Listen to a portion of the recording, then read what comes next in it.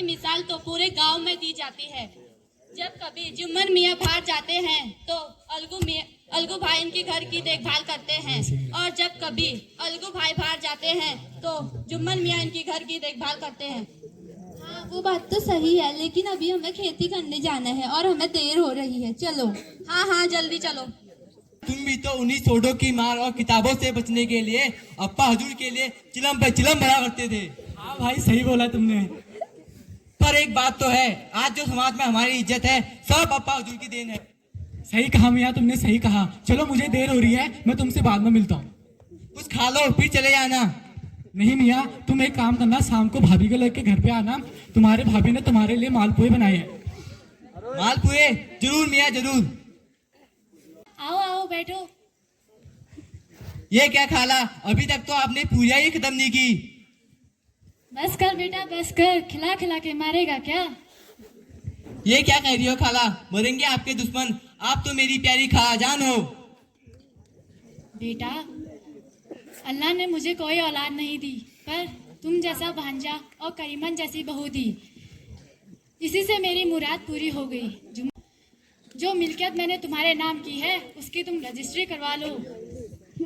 हाँ, वकील साहब भी रजिस्ट्री के लिए कह रहे थे। तुम खा पी कर तैयार हो जाओ, फिर रजिस्ट्री के लिए चलते हैं। ये लो नई साड़ी, इसे पहन लेना। एक बार ये सारी वसीयत हमारे नाम हो जाए, फिर इस बुढ़िया को तो घर से मैं निकाल के रहूंगी।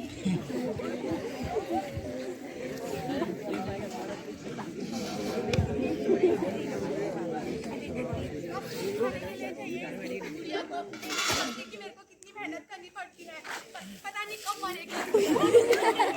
या तो इस घर में ये बुढ़िया रहेगी, या तो मैं जा रही हूँ मैं। बेटा, अब मेरा तुमसे कोई निर्वाह ना होगा। बस मैं रुपये के पेड़ भोगते हैं, और अभी तक मैंने तुम्हें जितने पैसे दिए हैं उतने में तो मैं पूरा गाँव हो लेता। बड़ी आई रुपये मांगने वाली। बेटा, बस थोड़ा सा तो मांग रही हूँ, ज्यादा नहीं।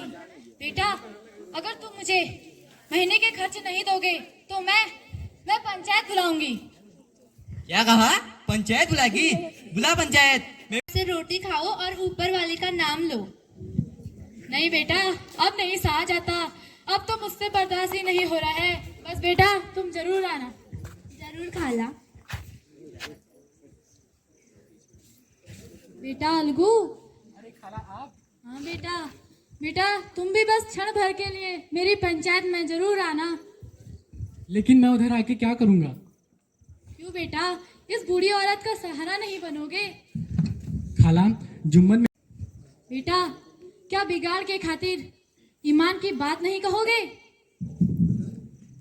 सब लोग आ गए हो तो आज की पंचायत शुरू की जाए। खाला, तुम अपनी बात कहो।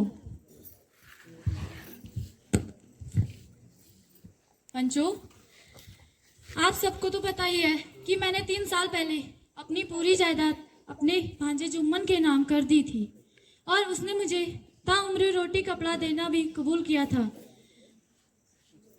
साल भर तो मैंने काट लिया रो धोकर, मगर अब रातों का रोना धोना नहीं सहा जाता, ना तन ढकने को कपड़ा मिलता है।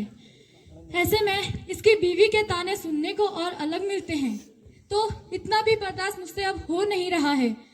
बस मैं इतना चाहती थी कि ये मुझे महीने के खर्च दे दिया करे, मैं अपना पका खा लूंगी।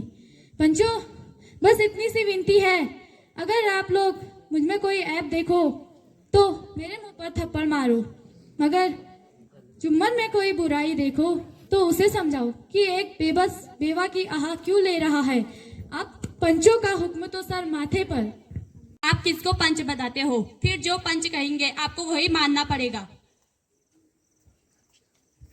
पंचायत का हुक्म ही अल्लाह का हुक्म है। खाला ने पंचायत बुलाई है, वो जिसे चाहे अपना पंच चुन ले, मुझे कोई उज्र नहीं। अरे अल्लाह के बंदे, पंचों का नाम क्यों नहीं बता देता?